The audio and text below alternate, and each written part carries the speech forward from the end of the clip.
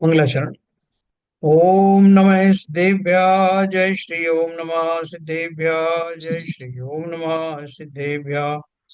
मंगलम भगवान वीरो मंगलम गौतमो गणी मंगलम कुंद कुंदाद्यो जयंधर्महोस्तु मंगलम सर्वमंगल मांगल्यम सर्व कल्याण कारकम प्रधानम सर्वधर्माणां जैनम जयतो शासेनम जैनम जयतु शासनम जैनम जयतु शासनम। डॉक्टर उज्ज्वला शाह द्वारा रचित करणान योग परिचय हम लोग पढ़ रहे हैं। कल हमने जो है इसमें जो निगोदिया जीव के बारे में काफी विस्तार से पढ़ा, और कितनी निगोदिया राशि है, वो कहाँ कहाँ रहती है। जो सूक्ष्म निगोदिया हैं वो तो किसी आधार के बिना ही रहते हैं, तीनों लोक में ठसाठस भरे हुए हैं। जो स्थूल जीव हैं जिन्हें बादर कहते हैं, बादर निगोदियाओं को आवश्यकता होती है आधार की, और वो सातों पृथ्वियों के माध्यम से, आठों पृथ्वी कहते हैं वैसे, माध्यम से वो सहारे से रहते हैं, और तीनों लोक में ठसाठस भरे हैं, यहाँ तक कि बात बलय में भी रहते हैं, अपन ने पढ़ा था।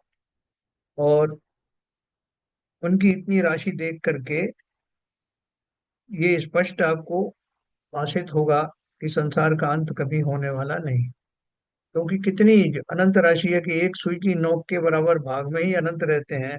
तो आप सोचो कि पूरे ब्रह्मांड में, पूरे तीन लोकों में कितने जीव होंगे, और कितने साधारण शरीर होंगे, उनके सहारे रहने वाले कितने जीव होंगे, इसकी कल्पना हम कर सकते हैं।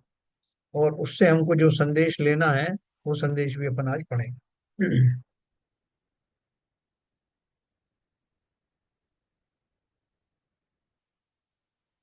लेकिन कल अपन ने पढ़ा था, एक सुई की नोक पर आलू या अन्य कंदमूल का जितना टुकड़ा रहेगा, उसमें असंख्यात स्कंद होते हैं। एक एक स्कंद में असंख्यात अंडर होते हैं। देखो, उसके जो अंदर के भाग है ना, उस शरीर के, जो साधारण शरीर है, उस साधारण शरीर के अंदर एक शरीर में मतलब क्या क्या उसके पार्ट होते हैं। तो बोल रहे हैं, जो एक टुकड़ा है उसमें असंख्यात स्कंद हैं। एक एक स्कंद में असंख्यात अंडर होते हैं। एक एक अंडर में असंख्यात आवास होते हैं। एक एक आवास में असंख्यात पुलवी होती है। एक एक पुलवी में असंख्यात देह यानी औदारिक शरीर, निगोद शरीर होते हैं। इतने पर ही मत रुकना, एक निगोद शरीर में अनंत जीव रहते हैं। कितने अनंत हैं ये पता है? हर 6 महीने और 8 समयों में 608 जीव मोक्ष जाते हैं। है ना, ये अपन को प्रसिद्ध सिद्धांत मालूम है ना। हर 6 महीने और 8 समयों में 608 जीव मोक्ष जाते हैं, सिद्ध बनते हैं। इस हिसाब से अनादि काल से अनंत काल तक अनंत जीव सिद्ध बनते हैं। इसे सिद्ध राशि कहते हैं। सिद्ध राशि के अनंतानंत गुणा जीव एक निगोद शरीर में रहते हैं। ठीक है ना। इसका अर्थ यह हुआ कि एक निगोद शरीर में जितने जीव रहते हैं, उसके अनंत में भाग के भी अनंत में भाग जितने जीव भी तीन काल में सिद्ध नहीं बनेंगे। है, ये फिर से पढ़ता हूं मैं, क्या बोल रहे हैं? क्योंकि सिद्ध राशि के अनंत गुणा जीव एक निगोद शरीर में रहते हैं। इसका अर्थ यह हुआ कि एक निगोद शरीर में जितने जीव रहते हैं, एक उसके अनंत में भाग के अनंत में भाग जितने भी जीव तीन काल में सिद्ध नहीं बनेंगे। तो इसका मतलब क्या हुआ कि वो जो अनंत की जो संख्या है जीवों की, वो अक्षय अनंत है। संसार में रहने वाले जो जीव हैं वो अक्षय अनंत है, वो उनका अंत कभी होगा नहीं। इनमें से, हाँ, इनमें से सूक्ष्म निगोद तो संपूर्ण लोकाकाश में ठसाठस भरे हुए हैं। बादर निगोद भी अन्य किसी आधार से रहते हैं। वे कहाँ रहते हैं उसे देखते हैं। बादर निगोद जीव जिस प्रत्येक शरीर के आधार से रहते हैं, उस प्रत्येक शरीर को प्रतिष्ठित प्रत्येक कहते हैं। देखो, बादर निगोद जीव जिस प्रत्येक शरीर के आधार से रहते हैं, उस प्रत्येक शरीर को प्रतिष्ठित प्रत्येक कहते हैं। जब निगोद जीव उसमें नहीं पाए जाते, तब उसे अप्रतिष्ठित प्रत्येक कहते हैं।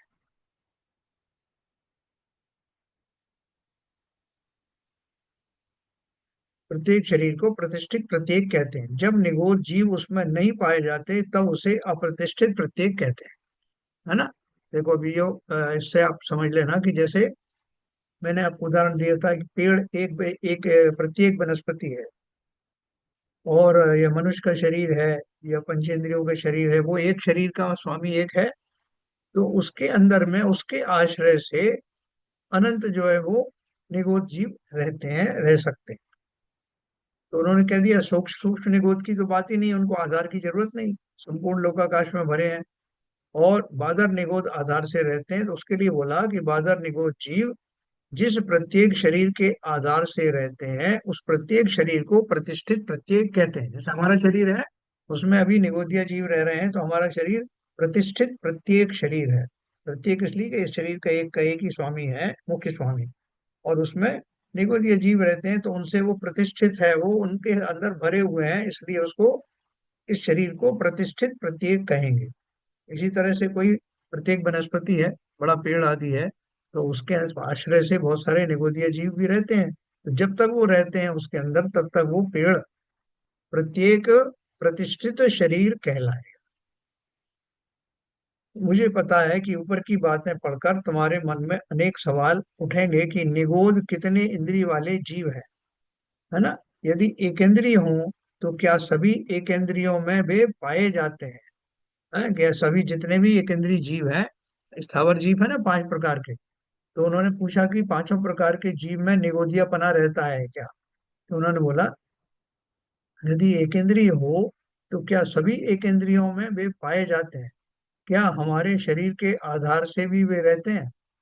यदि हाँ, तो ऐसे कौन से जीव हैं कि उनके शरीर में निगोद जीव नहीं पाए जाते?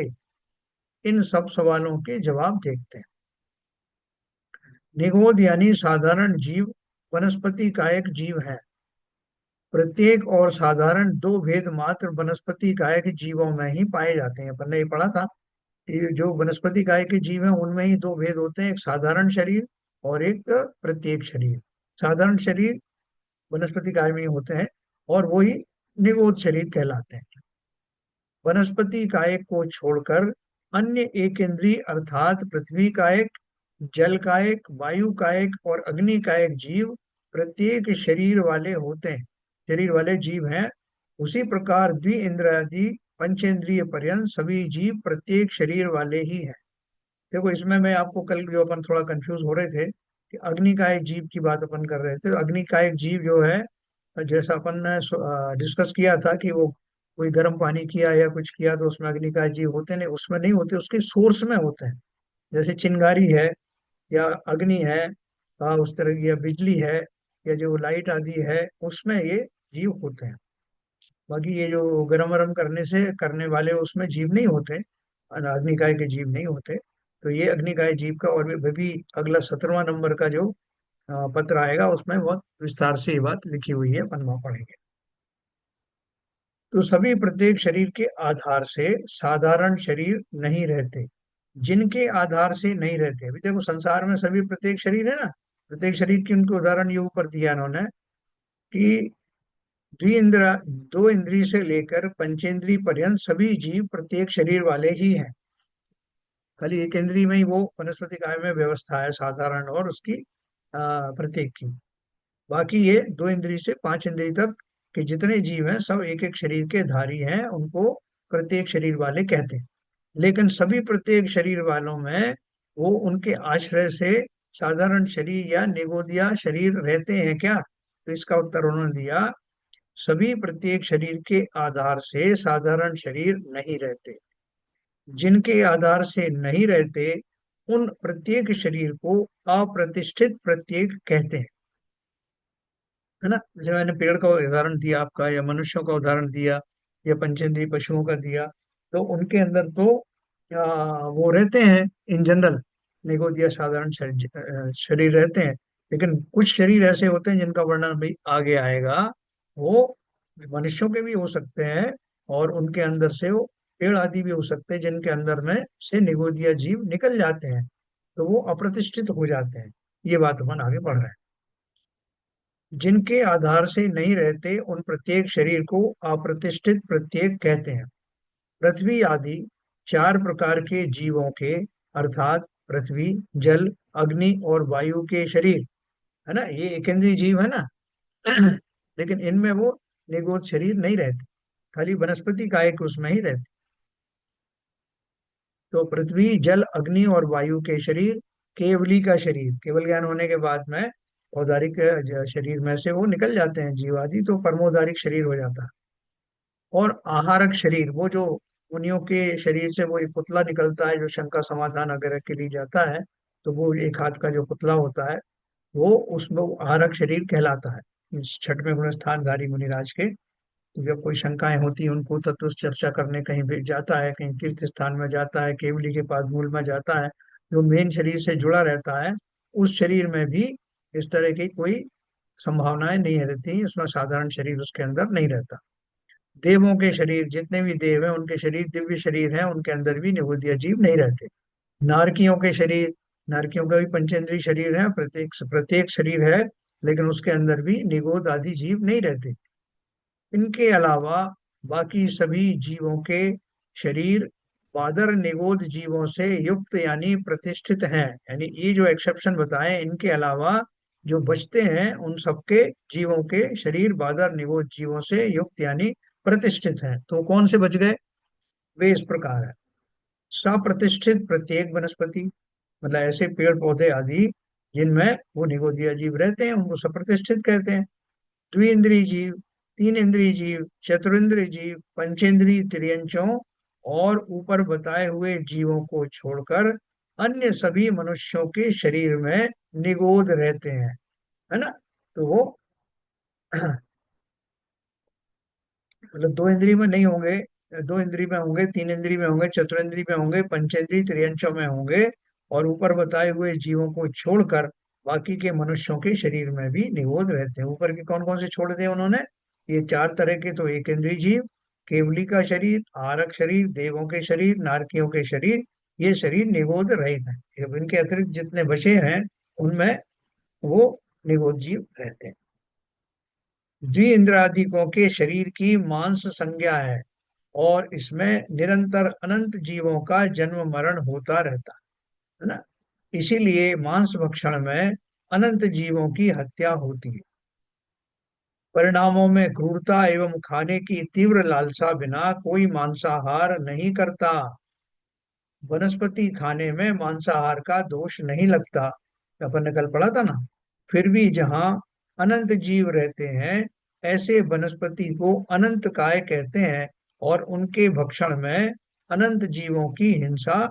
जो पांच उदंबर फल जैसे आपको खाने के लिए मना करते हैं ना, उमर, पाकर, कठूमर, अंजीर आदि जो खाने के लिए मना करते हैं, वो इसलिए मना करते हैं कि उनमें इतने जो त्रस्त जीव होते हैं कि आप उनको जैसे फोड़ते हो ना, अंजीर जैसे कच्ची अंजीर है, आप फोड़ोगे तो उसमें से उड़ते हुए नजर आएंगे। उमर, कमुल, कठूमर और ये अपना बड़ पीपल आदि के जो फल हैं उन सब में ये सब प्रॉब्लम है। इसलिए वो अनंत काय के जीव उसमें कहे जाते हैं।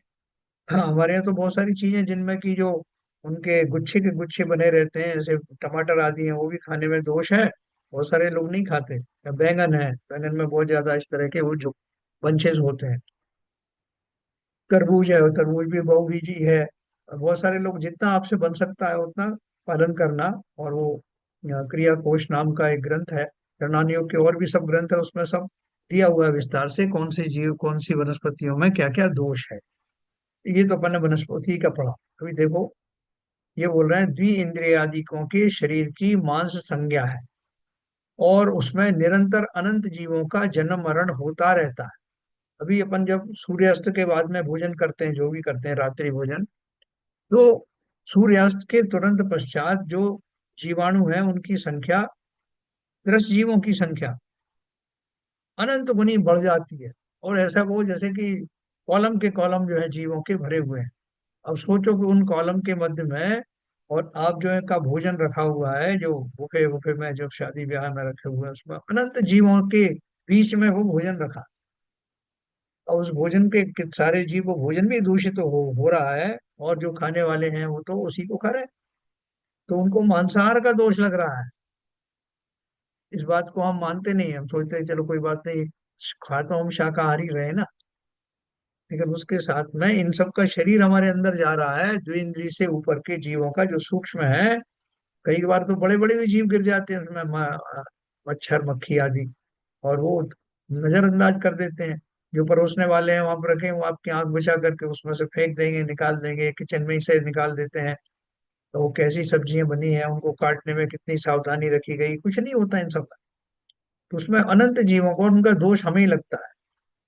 हमने अगर उनका सावधानी पूर्वक से देखा नहीं, देखेंगे कहाँ से, क्योंकि वो सूक्ष्म जीव तो एक तो दिखाई नहीं देते। तो इसलिए उसमें शास्त्रोक्त जो सिद्धांत है उनके आधार पर ये मान के ही चलना कि एक तो सामूहिक भोजन आदि बनते हैं, उनमें कितने जीव बनाने वाले होते हैं, कैसे कैसे जीव होते हैं, जो जिनको हाथ धोने का भी वो विकल्प नहीं आता शौच करने के बाद, ऐसे जीव उनको भोजनों को बनाते हैं।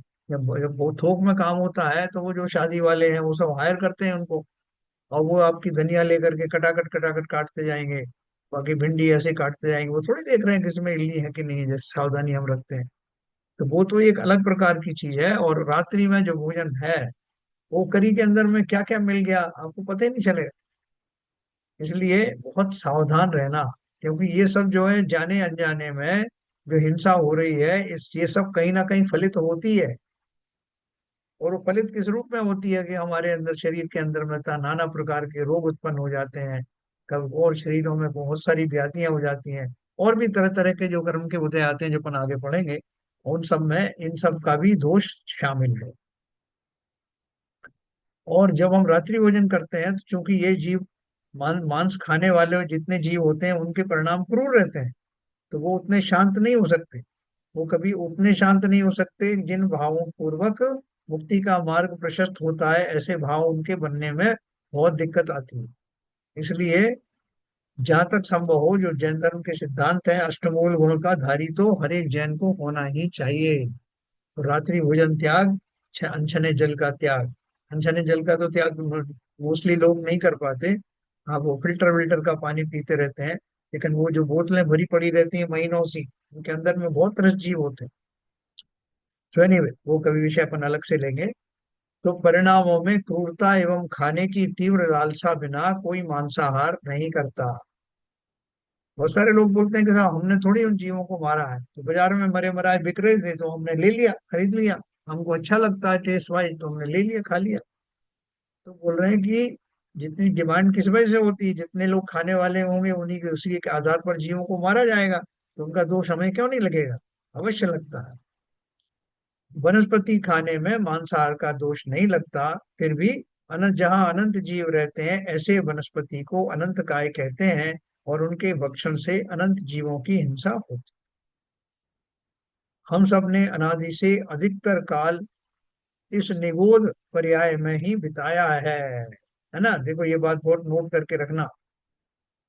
न केवल अनादि से निगोद पर्याय में आए हैं, बल्कि अगर अभी नहीं चेते जो उत्तम पर्याय मिली है, तो निगोद हमारा इंतजार कर रहा है, जहाँ एक बार जाने के बाद में अनंत काल बीत जाएगा, हम वहां से निकल भी नहीं पाएंगे। इसलिए अभी बड़ी मुश्किल से हम जो है कुएं के जैसे बीच में आके बैठे हैं, सात राजू ऊपर। अब नीचे मत गिर जाना। तो हम सब ने अनादि से अधिकतर काल इस निगोद पर्याय में ही बिताया है। सूक्ष्म या बादर निगोद में ही निरंतर जन्म मरण करते करते असंख्यात उत्सर्पणी और अवसर्पणी अर्थात असंख्यात कल्प काल हमने उसमें बिताया। निगोद या अन्य इंद्रियों में जन्म मरण करते करते असंख्यात पुद्गल परावर्तन काल बीत गया। यह सब हम भूल गए, हमें याद ही नहीं है। कितने उत्सर्पणी अवसर्पणी आ गए। उत्सर्पणी अवसर्पणी क्या होते हैं? जो काल जो जाते हैं ना, पहला दूसरा तीसरा चौथा पांचवा छठवां काल ये आते हैं, एक बार असेंडिंग में एक बार डिसेंडिंग में। तो वो उत्सर्पणी अवसर्पणी काल कहलाते हैं। और वो आ, ऐसे कितने ही निकल गए, अनंत काल हो गया। हम जन्म मरण करते रहे उसमें, और निगो दिया एक इंद्रिय जीवों।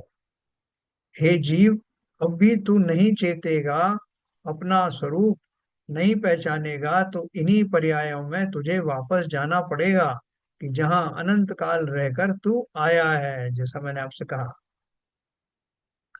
यह ऐसी अवस्था है कि जहां जीव का अस्तित्व मानने को भी कोई तैयार नहीं होता। एक इंद्रिय पर्याय में से निकलकर द्विइंद्रियादि पर्यायों में जन्म पाना उत्तरोत्तर दुर्लभ है।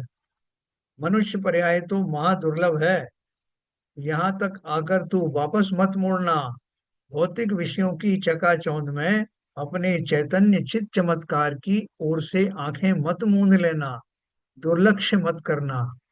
है ना, जैसे वो आपको संसार वृक्ष का मैंने कहानी सुनाई थी ना, कि जिसमें वो एक जीव जो है वो पेड़ से लटक गया उसकी डाल पकड़ करके, क्योंकि नीचे जो है एक हाथी जो है उसके पीछे दौड़ा, और वो उसने भाग करके एक टहनी पकड़ ली और उसके ऊपर लटक गया।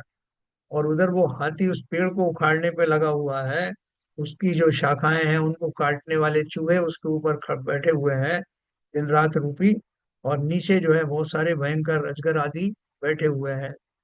तो उसको कहीं से बचने का कोई उपाय नहीं है, वो डाल छूटने वाली है या कटने वाली है या पेड़ उखड़ने वाला है, वो सब कुछ हो रहा है। लेकिन इसी बीच ऊपर मधुमक्खी के छत्ते से उसकी एक बूंद उसके मुंह में गिरती है, तो वो निहाल हो जाता है। वो भूल जाता है सब कि मैं किन संकटों के बीच खड़ा हुआ हूँ। और अब वो इंतजार कर रहा है अगली बूंद का। तो जिसका मरण निश्चित है, इतना भयंकर उसका मरण होने वाला है, उससे अनभिज्ञ होते हुए वो उस अगली बूंद का इंतजार कर रहा है। तो उसका कोई मित्र जो है वहां से एक विमान लेके निकलता है और उसकी दुर्दशा देखकर उस पर दया करके उससे बोलता है, ये मित्र मैं तुम्हें निकालने आया हूँ, चलो मेरे साथ। तो वो क्या कहता है कि अरे भैया, एक बूंद और आने दो। इस तरह उस बूंद की तृष्णा में वो अपना मरण भी नहीं देखता। बचाने वाले जीव भी उसे बचा नहीं सकते। तो ठीक उसी प्रकार से यहाँ वो बोल रहे हैं कि हमें मनुष्य पर्याय मिली है, बहुत दुर्लभ है। यहाँ तक अगर तू वापस मत मुड़ जाना। भौतिक विषयों की चकाचौंध में अपने चैतन्य चित चमत्कार की ओर से आंखें मत मूंद लेना, दुर्लक्ष्य मत करना। द्विइंद्रिय से पंचेंद्रिय तक के जीवों को त्रस कायिक या त्रस जीव कहते हैं, है ना। त्रस जीव कौन से होते हैं?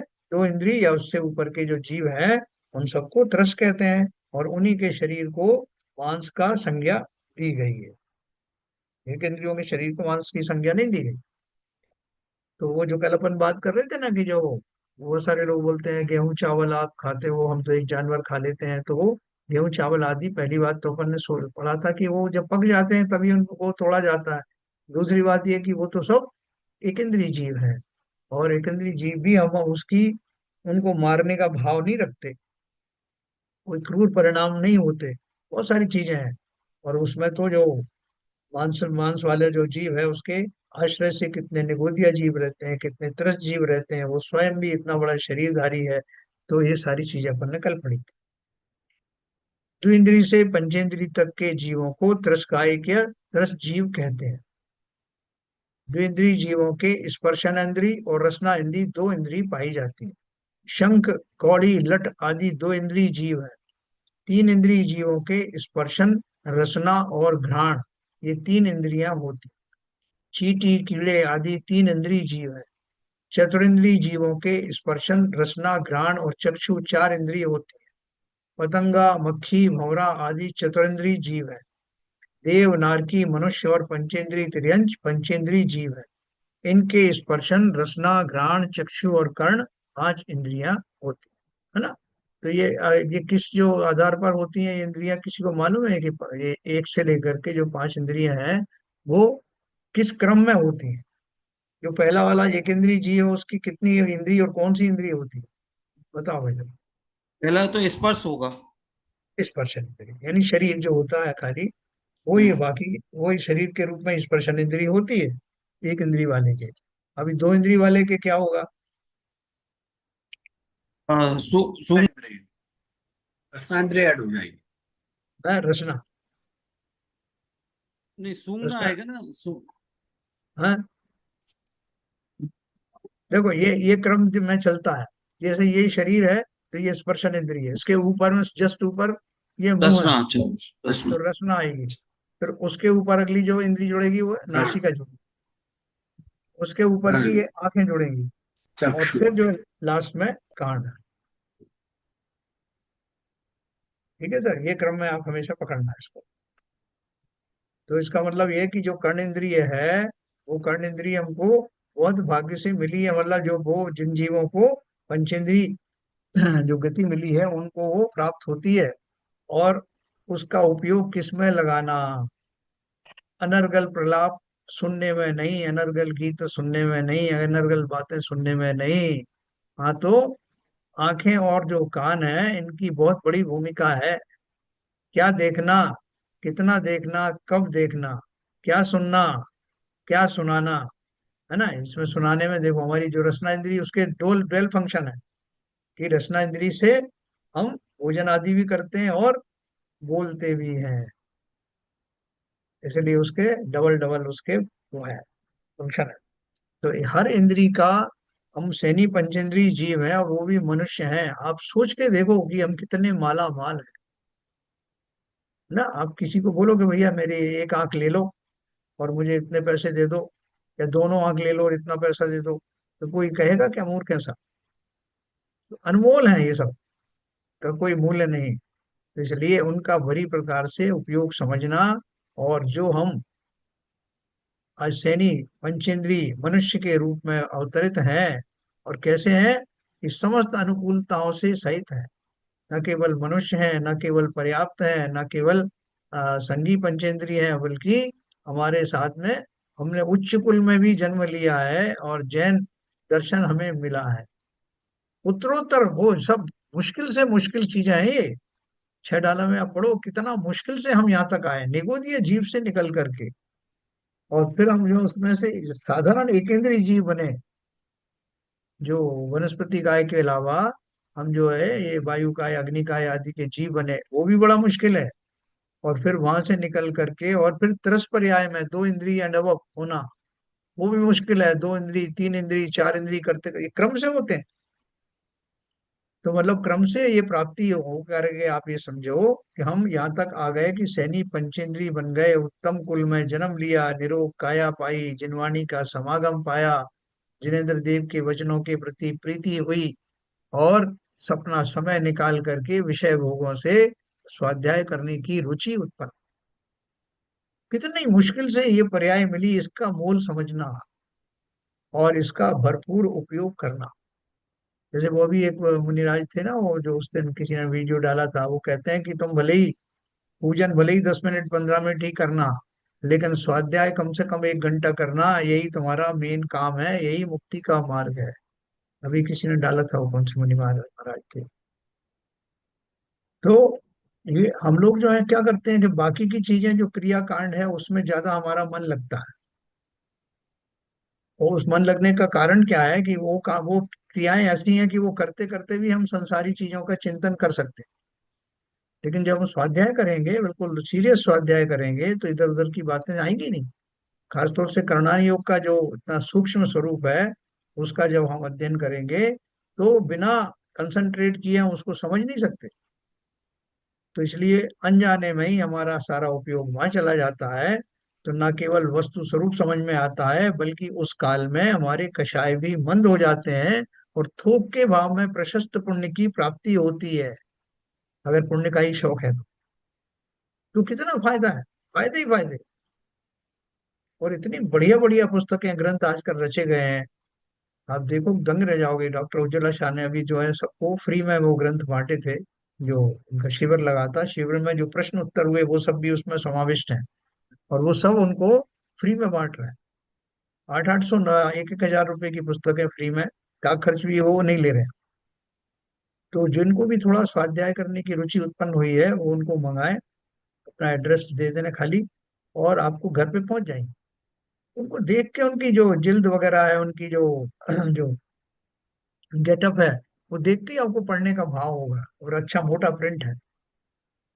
तो मैं सब लोगों से आह्वान करूंगा कि ऐसी पुस्तकें आजकल मिल रही हैं, तो वैसे तो मूल्य देकर भी हम खरीद सकते हैं, कोई दिक्कत नहीं है, और वो फ्री में भी मिल रही हैं। तो अवश्य अपना स्वाध्याय बढ़ाना, क्योंकि साथ यही जाने वाला है। तो स्वाध्याय के बहाने से हम अपने स्वरूप को समझते हैं, हमारा चिंतन बदलता है, और हम उन क्षणों को खोजते हैं जिनमें हम एकांत में बैठकर अपने बारे में निर्णय करें। इसी का नाम ध्यान है। वास्तविक ध्यान वही है। तो दुनिया भर के अपन ध्यान करते रहते हैं ना कि साहब ये उन्होंने सिखाया, वो फलाने ने सिखाया, एस भाई ने सिखाया, फलाने ने सिखाया, सांसों पे ध्यान दो, फलाना करो। ये सब तो जो है बहुत व्यवहारिक चीजें हैं। मूल रूप से ध्यान का अर्थ ही ये है कि शास्त्रों के माध्यम से हमने अपना जो स्वरूप समझा, जगत का जो स्वरूप समझा, उस पूरे जगत से उदासीन होकर स्वयं स्थित होने के लिए मन बनने लगता है ना। इसकी बहुत महिमा है। चलिए अपन आगे चलते हैं। कोई किसी का प्रश्न तो नहीं है अभी तक इस बारे में? चलो आगे चलते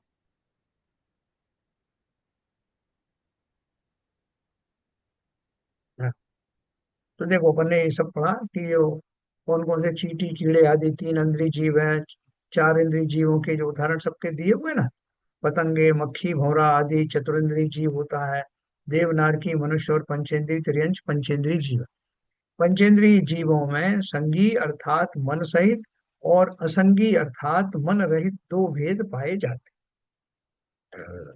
इस तरह के दो भेद मात्र पंचेंद्रिय तिर्यंचों में ही पाए जाते हैं, है ना। क्योंकि जो मनुष्य होंगे वो तो नियम से ही ये होंगे।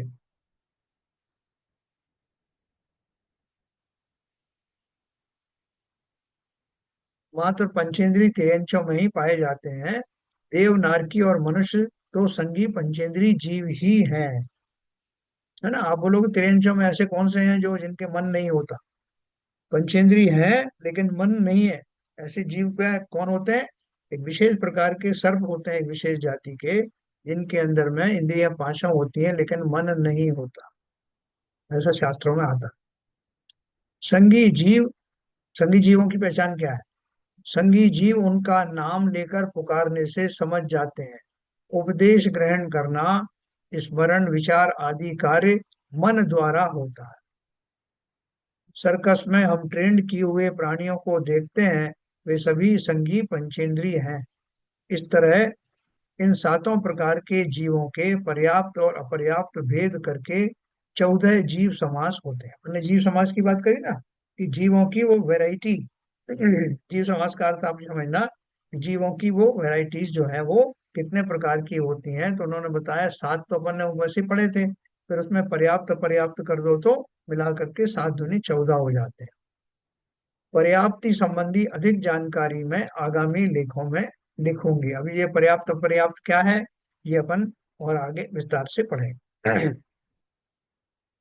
शास्त्राभ्यास की प्रेरणा देते हुए पंडित टोडरमल जी सम्य ज्ञान चंद्रिका की पीठिका में लिखते हैं, एक इंद्रियों से असंगी पंचेंद्रियों तक मन ही नहीं। नारकी वेदना पीड़ित होते हैं, देव विषयासक्त होते हैं। मनुष्यों में भी अनेक कारण मिलने पर शास्त्राभ्यास होता है। मनुष्य पर्याय प्राप्त होना ही द्रव्य, क्षेत्र, काल और भाव की अपेक्षा से महादुर्लभ है। तो बोल रहे हैं, देखो सारे जो जितनी तरह के जो जीव हैं उनमें कोई काम बनता बनता दिखाई नहीं देता। एकेंद्रीय से लेकर असंगी पंचेंद्रीय तक के मन ही नहीं है, तो वो क्या समझेंगे। नार की वेदना से पीड़ित है, उनको मारकाट से ही फुर्सत नहीं। देव विषयों में आसक्त रहते हैं। मनुष्यों में अनेक कारण मिलने पर शास्त्राभ्यास होता है। हमारे यहाँ तो देखो मान कषाय जो है मुख्य रूप से होता है, हाँ, मनुष्यों में। तो वो मान कषाय के कारण से सबकी ईगो होती है, कुछ ना कुछ छोटी छोटी बातों पे ईगो हर्ट हो जाती है, मरने मारने पे उतारू हो जाते हैं, कषायें जागृत हो जाती हैं, और सारी पर्यायें यूं ही के यूं ही वेस्ट हो जाती हैं। तो बोल रहे हैं ये परम सौभाग्य होता है, बहुत सारी चीजें मिलने के बाद शास्त्राभ्यास होता है। जैसे मैंने आपको बताया ना, शास्त्राभ्यास कौन कर सकता है? कोई बताओ भाई जरा। शैलेंद्र जी बताओ, शास्त्राभ्यास करने के लिए क्या क्या योग्यताएं और क्या क्या सुविधाएं होना जरूरी साथ साथ अभ्यास करने के लिए आपके पास में एक तो मन होना चाहिए। है? हाँ। आपके पास में देख आप आंखें होनी चाहिए। हम्म। वाणी होनी चाहिए। बराबर। और आपको एक ज्ञान होना चाहिए। आपने किसी से उसका स्वाध्याय किया हो तब आप शास्त्रार्थ करने के लिए सक्षम होंगे। बोलिए। और आपको मतलब केवल एक नॉलेज के अलावा हम्म। आपका उसमें पूर्ण विश्वास होना चाहिए, और उसमें बहुत सारी बातों को आपको उस पर अनुभव किया होना चाहिए। तो आप ढंग से आप अपनी बात को रख पाएंगे और कह पाएंगे, ऐसा मैं समझता हूँ। बताओ ललित जी, और कुछ आप ऐड करना चाहते हैं उसमें? मेरे ख्याल से सभी पॉइंट बता दिए। मनुष्य पर्याय है तो संगी पंचेंद्री हो ही गया, इंसान पंचेंद्री हाँ। हो गया, हाँ। तो मनुष्य पर्याय होना चाहिए। और मनुष्य पर्याय में जो उसका ज्ञान का उगाड़ है वो अच्छा होना चाहिए। ज्ञान जो है सक्षम होना चाहिए। मिथ्यादर्शी नहीं हो, या है तो मद कम मात्रा में हो एक्चुअली। हाँ, बराबर। ये सब जो, तो शास्त्र कर पाएगा, मतलब ज्ञान।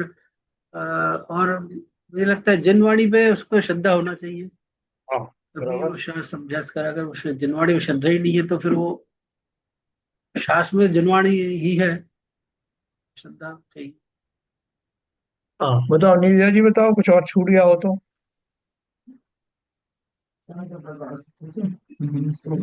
हम्म। सब बता दिए हैं वैसे। सब हो गया ना। देखो, तीव्र हाँ। रुचि होना आवश्यक है। हाँ, रुचि जो, श्रद्धा और रुचि वही बात हो गई। हाँ, हाँ, लगभग वही बात है, लगभग। लेकिन देखो, श्रद्धा और रुचि में थोड़ा सा अंतर है। कि जैसे अभी श्रद्धा तो है, बहुत सारे लोगों को जैन धर्म में श्रद्धा है बहुत, लेकिन रुचि नहीं है। तो रुचि नहीं होने से सब देख लेंगे, एक दिन कभी पढ़ेंगे, टाइम आएगा देखेंगे, कभी बोला देखो फला फला महाराज आए हुए हैं, उनका प्रवचन सुनो। तो ये तो श्रद्धा है कि उनके प्रवचन अच्छे होते हैं और वो हमारे हम्म। लिए बेनिफिशियल होते हैं। लेकिन रुचि नहीं है इतनी ज्यादा कि बाकी के संसारी काम छोड़ करके और वहां जाया जाए। तो वो जो रुचि में और श्रद्धा में थोड़ा सा यहाँ अंतर आ जाता हाँ, मतलब अपने संसार से आसक्ति बहुत है तो टाइम नहीं है। हाँ, निकाल हाँ, पाते हाँ। हैं, तो निकालते हैं आसक्ति और, थोड़ी कम होनी चाहिए। थोड़ा अनासक्त भाव होना चाहिए और इसके लिए आसक्ति होना चाहिए अपने धर्म के प्रति। हाँ, अभी देखो कोई चीज अपने को मिल रही है, कोई अच्छी चीज मिल रही है, तो अपन जो है, हमारी रुचि है हमारी, तो वो रुचि के अनुसार हमारा जो है वीर परिणमित होता है, हमारी शक्ति उस तरफ जाती है। श्रद्धा तो जी। हमको है, पंच जी। परमेष्टि पर श्रद्धा है, सब कुछ है, लेकिन रुचि नहीं है। तो कितने हाँ। जीव हैं जो स्वाध्याय नहीं करते, पूजन हम्म। तो कर लेते हैं, वो नहीं जाते, उनको उसमें रुचि नहीं है। फिर हाँ। उसमें भी वो चारों अनुयोग है, तो उनमें से प्रथमान योग में किसी की रुचि है तो वो चरणान योग नहीं पड़ेगा, या जो हम्म। चरणान योग में रुचि है वो कर्णान योग नहीं पड़ेगा। तो ये भी सब अलग अलग विचित्रताएं होती हैं। जी। तो देखो, शास्त्राभ्यास का मैंने आपको और बताया ऐसा कि वक्ता भी मिलना जरूरी है जो स्वाध्याय करवा दे, नहीं तो कहाँ से करेंगे। हमें अब भी वो कुछ समझ में नहीं आता अगर आप नहीं बताते तो। नहीं, वो सही है। देखो, कहते हैं निमित्त अपने आप मिलते हैं, हाँ। है ना। आपका जो कालब्धि है, वो आपकी हम्म। कालब्धि और आपकी रुचि के अनुसार वैसे जीव अवश्य मिलते हैं। जी। उनको खोजना नहीं पड़ता, वो सब आपको खोजते हुए जाएंगे कि कौन कौन श्रोता है, जी। चलो हम भी उनके माध्यम से थोड़ा लाभ उठाएं। हाँ, कर्म का उपादान अच्छा होना चाहिए। ठीक है ना। तो देखो, अपन को बहुत संतुष्ट रहना चाहिए कि हम वो कार्य कर रहे हैं, वो अभूतपूर्व कार्य कर रहे हैं जो हमने इतने काल में नहीं किया। जी। कितनी पर्याय हमारी ऐसी निकल गई जहाँ जहाँ हमने रुचि पूर्वक शास्त्रों का अध्ययन नहीं किया। जी। करते तो हम पंचम काल में उत्पन्न ही नहीं होते। क्योंकि अगर हमने भली प्रकार से रुचि पूर्वक किया होता तो हम सम्यक दृष्टि हो गए होते, और सम्यक जी। दृष्टि जीव जी। का जन्म पंचम काल में डायरेक्ट नहीं समेत होता। सहित सम्यक सहित नहीं होता। जी। तो अपन अब आगे चलेंगे, इसका थोड़ा सा और पढ़ते हैं। देखो, बहुत ही मार्मिक चीज है और बहुत हल्के फुल्के उससे हमको ये प्रेरणा मिल रही है। इसमें अभी बहुत गहन शास्त्र तो अभी आया ही नहीं, है ना। ये देखो, तो ये जो इंट्रोडक्शन पार्ट है, इससे हमें अनजाने में ही उपदेश मिलता है कि हमारी पर्याय उत्तम पर्याय है, और उस तो उत्तम पर्याय को अब हम वेस्ट नहीं जाने देंगे, ऐसा संकल्प अपने आप उत्पन्न होता है।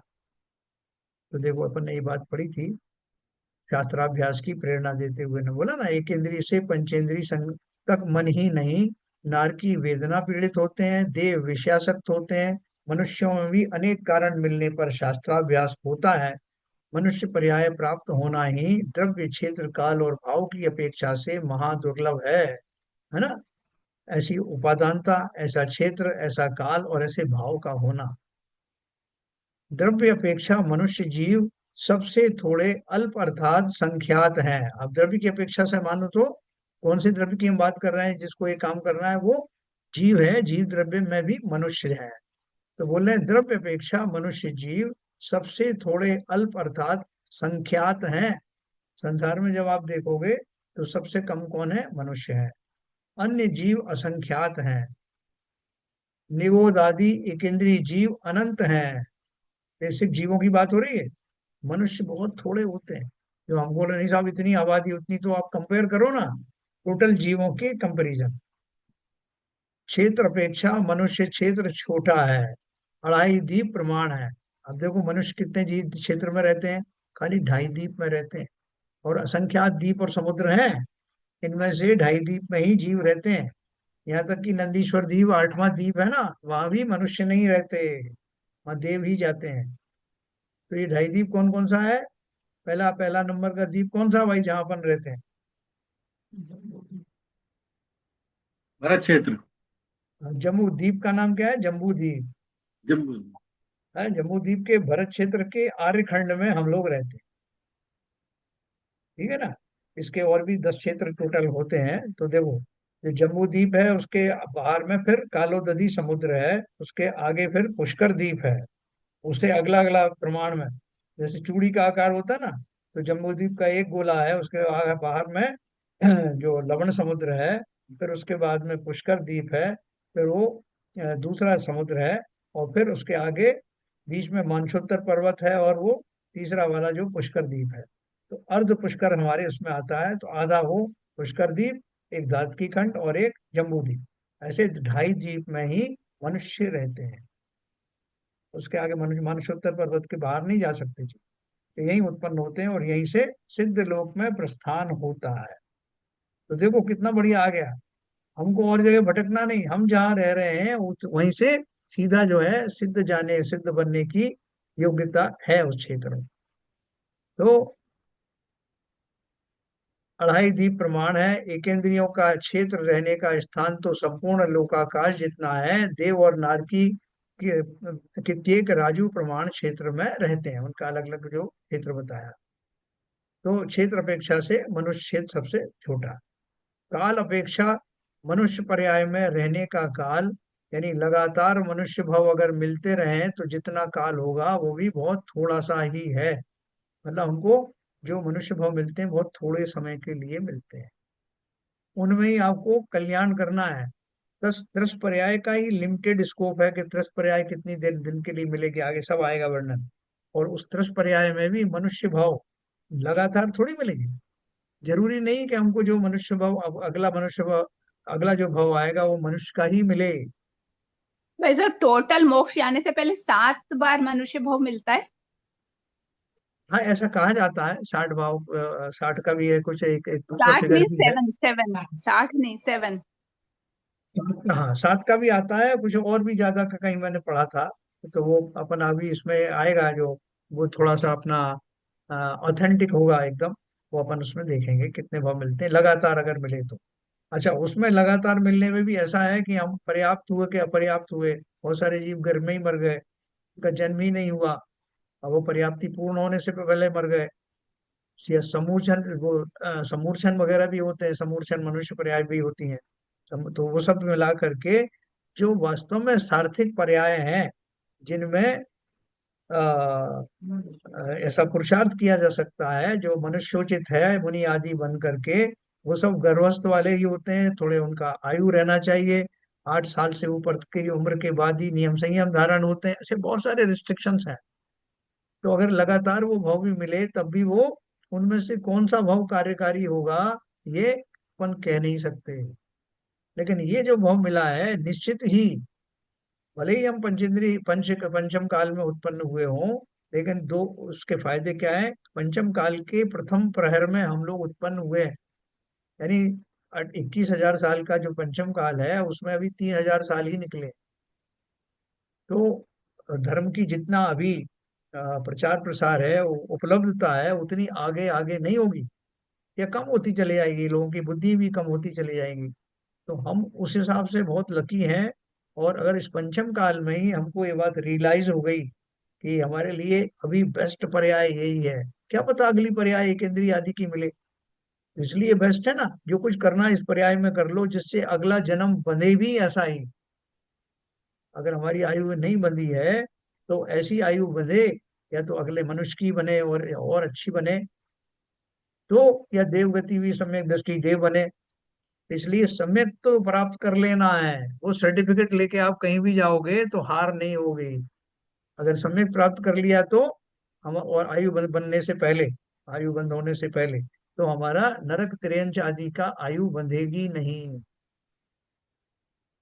इसलिए इस भाव का पूरा उपयोग करना, हमें और करना क्या है, क्या काम है हमको। अरे नहीं साहब, हमारे बच्चे पालना है साहब, और ये करना है, और धन कमाना है, और अपने पंचेंद्रिय मिली है उनका पूरा उपयोग करना है, उनका भोग आदि करने हैं। अरे ये तो हमने अनंत काल से किया, और हमें कोई समझाने वाला अगर मिला भी तो हमने उसकी बात मानी नहीं। जैसे वो उसकी सिंह की काल लब्धि आ गई थी, उसने चारण नीतिधारी मुनियों की बात घटाघट घटाघट सुनी, उस तिर्यंच पर्याय में भी, और अपना सुधार हमेशा के लिए कर लिया। तो इसलिए भैया इसको बिल्कुल छोड़ना मत, ये जो हमको मिला है मौका, इसको किसी भी तरह से इसको जाने मत देना। जो हमें 1 घंटे का समय मिलता है, ये तो अपन को निरंतर बना ही रखना है, क्योंकि यहाँ हम एक अनुशासन में बंधे रहते हैं, इसलिए आते ही आते हैं। इसके अलावा भी दिन में समय निकाल करके जो हमने पढ़ा है, अगर आपको और नया पढ़ने का आपको समय नहीं मिल रहा है या रुचि नहीं हो रही, तो जो हमने पढ़ा है इसकी रिकॉर्डिंग भी सुन सकते हैं। और बहुत सारे ज्ञानियों का इसमें यूट्यूब के ऊपर में, बड़े बड़े मुनियों का, विद्वानों के प्रवचन आते हैं। जब भी आपको समय मिले टीवी पे भी आते हैं, उनमें मन लगाएं। बाकी सब जो अनर्गल चीजें हैं उनसे हमारा कुछ हित होने वाला नहीं। कोई भाई बहन, कोई भी बंधु आदि हमारे साथ जाने वाले नहीं। तो देखो यही उन्होंने बाद में कंक्लूड किया है कि काल अपेक्षा मनुष्य पर्याय में रहने का काल अल्प है, कर्म भूमि की अपेक्षा कुछ करोड़ पूर्व है। क्यों कुछ करोड़ पूर्व, मैंने क्यों बताया था आपको, कि जो चतुर्थ काल के जो जीव होते हैं उनकी मैक्सिमम आयु जो है वो 1 करोड़ पूर्व तक की हो सकती है। तो इसलिए वो जो कर्म भूमि में ही है ना, चतुर्थ काल जब आता है, तो वहां पर इतने करोड़ पूर्व तक का समय है जिसमें वो मनुष्य पर्याय बनी रहती है। एक इंद्रिय पर्याय में असंख्यात पुद्गल परावर्तन है। एक इंद्रिय पर्याय में पुद्गल परावर्तन अपन ने पढ़ा था ना, कि कैसे क्षेत्र परावर्तन, परावर्तन, भाव परावर्तन, ये सब अपन ने पढ़े थे। तो वो भी सब कभी आएगा मौका तो फिर पढ़ेंगे। अन्य पर्यायों में कुछ पल्य प्रमाण है, मतलब एक इंद्रिय आदि में हम जो जीव रहे अभी तक, वो अनंत काल तक रहे, और आगे भी फिर हमारा पैर फिसल गया। मैंने आपको बताया कि जैसे 14 राजू, टोटल इसका जो 3 लोक की रचना अपन देखते हैं ना, तो 14 राजू उसकी हाइट है, सिद्ध शिला तक की, सिद्ध शिला से ऊपर जो बादल है वहां तक की। तो 14 राजू में से हम मध्यलोक में यानी 7 राजू पे बैठे हैं। तो जैसे मैंने उदाहरण दिया कि कोई अंधकूप में जीव पड़ा हुआ था, और वो बड़े अपने पुरुषार्थ के द्वारा, बड़ी मेहनत के द्वारा किसी तरह से चढ़ता चढ़ाता 7वें राजू बीच में आया, और एक पत्थर मिल गया, उसके ऊपर बैठ गया। वो पत्थर छोटा सा ही है, वो उसके ऊपर कभी भी इधर उधर लुढ़कने के पूरे चांस हैं। तो वो जीव क्या करेगा, उसको हमेशा गिरने का खतरा भी बना हुआ है, और ऊपर भी जाने का उसके पास में योग्यता है, मौका है। तो क्या करेगा समझदार जीव, इस बात से का ध्यान रखते हुए कि नीचे ना फिसल जाऊं, फिर से अंधकूप में चला जाऊं, और साथ में ऊपर का प्रयास करके कुएं से बाहर ही निकल जाऊं, उसके एंड तक पहुंच जाऊं, ऊपर तक आ जाऊं। तो वो भाव मन में रखना, अपनी जो हालत है उसकी पूरा आकलन करना कि मैं कहाँ खड़ा हूँ। 7 राजू आने, ऊपर आना भी मामूली बात है क्या। समस्त एक इंद्रिय आदि पर्यायों से निकल कर, निगोद आदि से निकल करके, और मैं मध्य लोक में मनुष्य, उत्तम मनुष्य पर्याय। तो चलो अपन आगे इसको पढ़ के आज कंक्लूड करेंगे इसको। भाव अपेक्षा जिन परिणामों से मनुष्य पर्याय प्राप्त होती है, ऐसे ना अति तीव्र और ना अति मंद परिणाम होना दुर्लभ है। देवों के लिए क्या है कि अति मंद परिणाम होते हैं उसमें, हमारे यहाँ दोनों के बीच के हैं। शास्त्राभ्यास को कारणभूत कर्म भूमि की पर्याप्त मनुष्य पर्याय प्राप्त होना अति दुर्लभ है, जो हमको प्राप्त हुई है। शास्त्राभ्यास को कारणभूत यानी जिस पर्याय में शास्त्राभ्यास हो सकता है, ऐसी कर्म भूमि की मनुष्य पर्याय प्राप्त करना महा कठिन है। उसमें भी उत्तम संगन, उत्तम रहन सहन, उच्च कुल, पूर्ण आयु, इंद्रियों का सामर्थ्य, निरोगी शरीर, सुसंगति, धर्म रूप अभिप्राय और बुद्धि की प्रबलता उत्तरोत्तर महादुर्लभ है। इन सब उत्तरोत्तर महादुर्लभ बातों की हमें प्राप्ति हो चुकी है, इनके लिए कुछ करने की जरूरत है नहीं। इस मनुष्य भोग की दुर्लभता ध्यान में आने पर उसकी सार्थकता करना अपने हाथ में है। हम योग्य मार्ग पर हैं ही, उस पर अग्रसर होने का हम अधिक से अधिक पुरुषार्थ करें। इसी भावना के साथ आज की बात समाप्त करते हैं। चलिए, समय हो गया दिन वाली स्तुति के।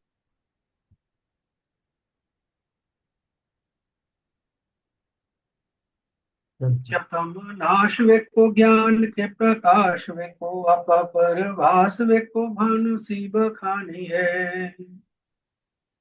छहो द्रव्य जान वेको बंध विधि भान वेको स्वपर पिछान वेको परम प्रमाणी है।